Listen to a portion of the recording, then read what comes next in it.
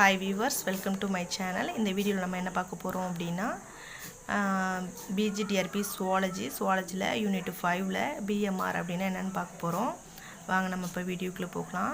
BMR அப்படிங்கிறது Basel metabolic rate அப்படின்னு சொல்கிறோம். இது ஒரு சின்ன டெஃபினிஷனில் நம்ம கொடுக்குறோம். It is the energy expenditure necessary to maintain basic physiological function. அதாவது நம்மளோட ரெகுலரான நம்மளோட பாடியில் ரெகுலரான ஃபிசிக்கல் ஆக்டிவிட்டீஸ்க்கு தேவையான எனர்ஜியை மெயின்டைன் பண்ணுறது தான் இந்த பேசல் மெட்டபாலிக் ரேட் அப்படின்னு சொல்கிறோம்.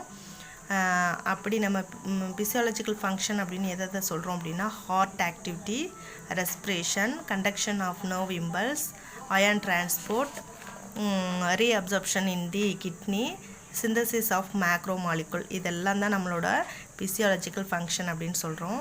Next measurement. இப்போ பிஎம்ஆரை எப்படி நம்ம மெஷர் பண்ணுறோம் அப்படின்னா கலோரிமீட்டர் அண்டு ஆக்சிஜன் கன்சப்ஷன் அப்படிங்கிற இதில் மெஷர் பண்ணுறோம். அடுத்து ஃபேக்டர் அஃபெக்டிங் பிஎம்ஆர். இந்த பிஎம்ஆரை எதெல்லாம் அஃபெக்ட் பண்ணுது அப்படின்னா nutritional state, sex, age, drugs, பாடி சைஸ், கிளைமேட், ஹார்மோனல் ஸ்டேட், இது எல்லாமே வந்து பிஎம்ஆரை அஃபெக்ட் பண்ணுது. Next normal value. நம்மளோட பாடியில் வந்து நார்மலாக வந்து எவ்வளோ பிஎம்ஆர் இருக்கணும் அப்படின்னு பார்க்குறோம். மேலே இருந்தால் 40 kilo calorie per square per hours இருக்கணும். இதே ஃபீமேலாக இருந்தால் 37 kilo calorie per square metre per hour இருக்கணும். அடுத்து next clinical applications of PMR.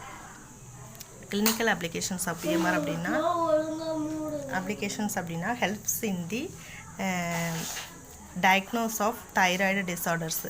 அதாவது இந்த பிஎம்ஆர் கால்குலேஷனை வச்சு நம்மளோட பாடியில் தைராய்டு ஹார்மோனல் டிஸார்டரை வந்து நம்ம டயக்னோஸ் பண்ண முடியும். ஃபார் எக்ஸாம்பிள் நம்மளோட பாடியில் வந்து தைராய்டு ஹார்மோன் வந்து 2 டைப்பில் சிந்தசிஸ் ஆகும்.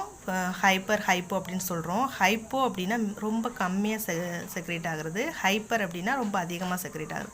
ஸோ இது வந்து இருந்தது அப்படின்னா கம்மியாகவோ அல்லது அதிகமாக இருந்தது அப்படின்னா பிஎம்ஆர் எப்படி இருக்குது அப்படின்னு தெரிஞ்சுக்கிற முடியும். இப்போ ஹைப்போ அப்படின்னா ரொம்ப கம்மியாக நம்மளோட பாடியில் தைராய்டு ஹார்மோன் ரொம்ப கம்மியாக இருக்குன்னு அர்த்தம். அப்படி இருந்ததுன்னா பிஎம்ஆர் வந்து எப்படி இருக்கும் அப்படின்னா ரொம்ப கம்மியாக இருக்கும், குறைவாக இருக்கும்.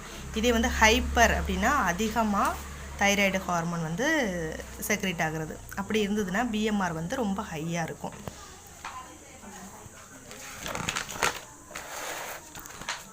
நெக்ஸ்ட்டு எஸ்டிஏனா ஸ்பெசிஃபிக் டைனமிக் ஆக்ஷன் அப்படின்னு சொல்கிறோம். Diet induced thermogenesis means thermo அப்படின்னா இங்கே வந்து டெம்பரேச்சரை குறிக்குது, ஜெனிசிஸ் அப்படின்னா ஃபார்ம் பண்ணுறது. அப்போ இங்கே வந்து டெம்பரேச்சர் ஃபார்மேஷன்னாக தான் நம்ம தெர்மோஜெனிசிஸ் அப்படின்னு சொல்கிறோம். Energy expended in digestion, absorption, storage and processing of food and heat is generated. This is called thermogenic effect of food அப்படின்னு சொல்கிறோம்.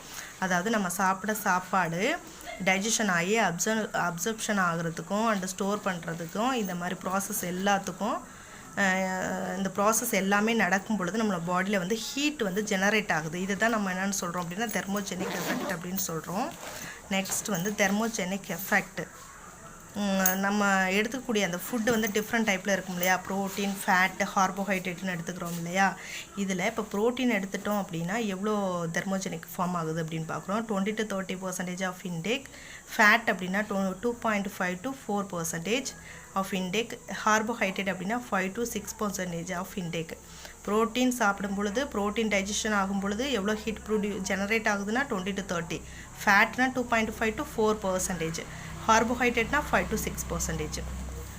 Diet induced thermogenesis may be the reasons to maintain their normal body weight even after or eatings.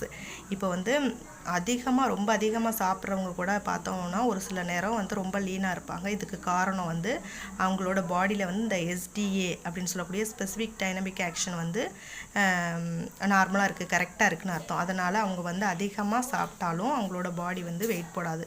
ஏன் அப்படின்னா அந்த digestion ஆகும் பொழுது அந்த energy வந்து என்ன ஆகுது அப்படின்னா ஹீட்டாக ஜெனரேட் ஆகி ரிலீஸ் ஆகுது. ஸோ அப்போ வந்து அவங்களோட பாடி வந்து வெயிட் போடாமல் இருக்கும். Physical activities.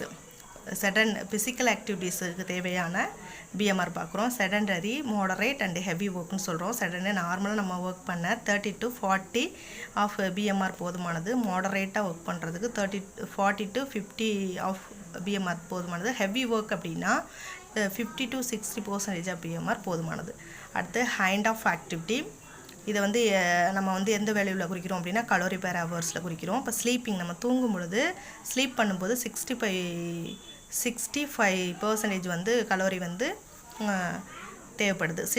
சிட்டிங் போது 100 கலோரி வந்து தேவைப்படுது. ஸ்டாண்டிங்கில் 105 கலோரி தேவைப்படுது. அடுத்து ஸ்விம் பண்ணும் பொழுது 500 to 570 கலோரி தேவைப்படுது.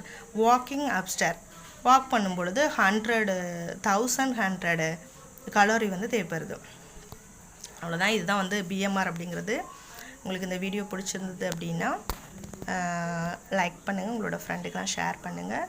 ஃபஸ்ட்டு வந்து என்னோடய சேனலை வந்து சப்ஸ்கிரைப் பண்ணி வச்சுக்கோங்க. அப்போ தான் நான் போடக்கூடிய எல்லா வீடியோஸும் உங்களுக்கு ஃபஸ்ட்டு நோட்டிஃபிகேஷனாக வரும். தேங்க்யூ ஃபார் வாட்சிங் this video sponsored by more shopping. Thank you.